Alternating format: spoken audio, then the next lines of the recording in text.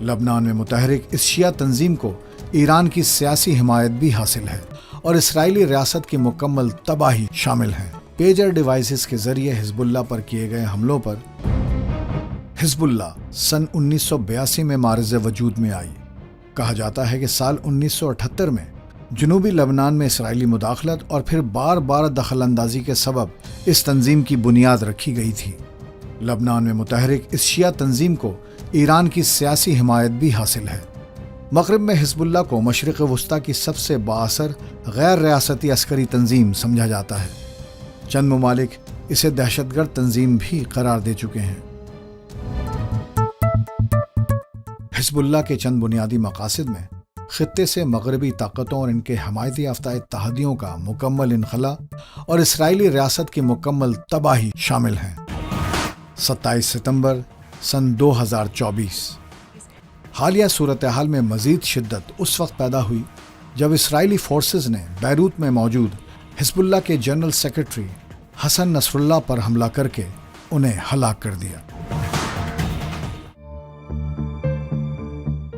جارحیت کے ان تمام واقعات کے تناظر میں پیجر ڈیوائسز کے ذریعے حزب اللہ پر کیے گئے حملوں پر اسرائیل کو ذمہ دار ٹھہرانا اب ایک فطری عمل قرار دیا جا سکتا ہے۔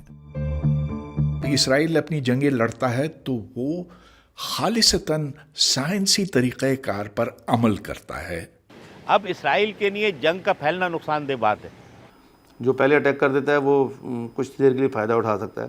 مطلب کمیونیکیشن اس طرح انہوں نے حزب اللہ پہ کیا تو وقتی طور پہ ایک دم ان کو مطلب پتر کر دیا یا ان کا کمیونیکیشن سسٹم توڑ دیا، لیکن انہوں نے فوری طور پہ اس کا متبادل بھی کوئی نہ کوئی رکھا ہوا ہوگا۔ پاکستان بھی وائرلیس یا موبائل ڈیوائسز کے ذریعے حملوں کا شکار رہا ہے، لہٰذا دنیا کے دیگر ممالک کی طرح پاکستان کو بھی بیروت کے ان پیجر دھماکوں سے بہت کچھ سیکھ لینا چاہیے، کیونکہ اب آپ کے کمپیوٹرز، گاڑی، ریفریجریٹرز، پنکھے اور ایئر کنڈیشنر سمیت روزمرہ استعمال کی کسی بھی ڈیجیٹل ڈیوائس کی مدد سے آپ کو ڈھونڈ کر نشانہ بنایا جا سکتا ہے۔ 2009 کا جو عاشورے کا بلاسٹ ہوا وہ بھی موبائل فون ڈیٹونیشن تھی۔ اب وہ جو جس شخص نے بلاسٹ کیا وہ یہاں سے تقریباً 30 کلومیٹر دور تھا، وہ دنیا کسی کونے میں بھی ہو سکتا تھا۔ پاکستانی انوائرمنٹ میں بات کروں تو یہاں پہ جو ہے وہ دیکھیں کہ بہت عام استعمال کی چیزوں سے بھی جو ہے بڑی خطرناک جو ہے وہ دھماکہ خیز مواد بنائے گئے، جس کی حکمت عملی سائنسی بنیادوں پر استوار ہے، جیت اسی کی ہوگی۔ خاص بات یہ کہ ان پیجر دھماکوں میں استعمال ہونے والی ٹیکنالوجی قطعاً نئی نہیں۔ اس بین الاقوامی سپلائی چین کو ہائی جیک کرنا در حقیقت دھماکہ کرنے والوں کا اصل کمال ہے۔ اس عمل کے تحت حزب اللہ کے زیر استعمال آلات پر کنٹرول اگرچہ تخریبی ذہانت اور منصوبہ بندی کا ایک شاہکار ہے، لیکن اس میں استعمال کی گئی ٹیکنالوجی انتہائی روایتی ہے۔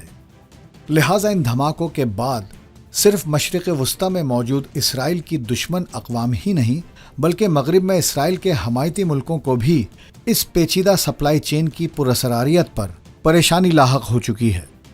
امریکہ جیسی بڑی طاقت نے بھی ایک چینی کمپنی سے بڑے راؤٹرز کی خریداری روک دی ہے۔ دیگر ترقی یافتہ ممالک بھی اب ٹیکنالوجی کی خریداری میں محتاط رویہ اختیار کرنے پر مجبور ہیں۔ دیکھیں اس میں کوئی ایک اکیوز انوالو نہیں ہے، یہ تو کنٹری ٹو کنٹری کا معاملہ ہے اور یہ اتنی سمپل انویسٹیگیشن نہیں ہے اور یہ کوئی ایسی انویسٹیگیشن بھی نہیں ہے کہ یہ فوری طور پہ کنکلوڈ ہو جائے گی۔ ڈرونز استعمال ہوتے ہیں، آہستہ آہستہ جو ہے وہ ہیومن انٹرونشن کم ہوتی جا رہی ہے اور جو ہے وہ ٹیکنالوجی کی طرف جا رہے ہیں۔ ٹیکنالوجی تو خریدی جا سکتی ہے، اصل سوال یہ ہے کہ آپ کی حکمت عملی کیا ہے، آپ نے سائنسی طریقہ کار کو کس حد تک سمجھا ہے اور کس حد تک آپ نے اس کے اوپر عمل کیا ہے۔ سچ یہ ہے کہ لبنان میں کیے گئے ان پیجر حملوں کے بعد آج عالمی سطح پر دستیاب جدید ترین ہتھیار بھی مکمل طور پر ناکارہ قرار دیے جا سکتے ہیں۔ اب ٹیکنالوجی بے شک جدید سے جدید تر ہوتی چلی جائے، فتح صرف اسی کو نصیب ہوگی جو ٹیکنالوجی کے استعمال میں زیادہ ذہانت کا مظاہرہ کرے گا۔ ہمیں اس کے لیے ذہنی طور پہ تیار رہنا چاہیے اور اس کے ریمیڈی کے لیے جو ہے ہمیں ابھی سے جو ہے وہ جو ہے توجہ اس پہ دینی چاہیے۔ تو ہر وہ چیز جس میں ٹیکنالوجی آتی ہے وہ ولنریبل ہے۔ اور اس صورتحال میں دنیا کے ہر خاص و عام شہری کا سب سے بڑا خدشہ یہ ہے کہ کہیں اس کا واکی ٹاکی، اس کا موبائل فون، کار یا ریفریجریٹر دیر سویر خود اس کے لیے جان کا خطرہ تو نہیں ثابت ہوں گے۔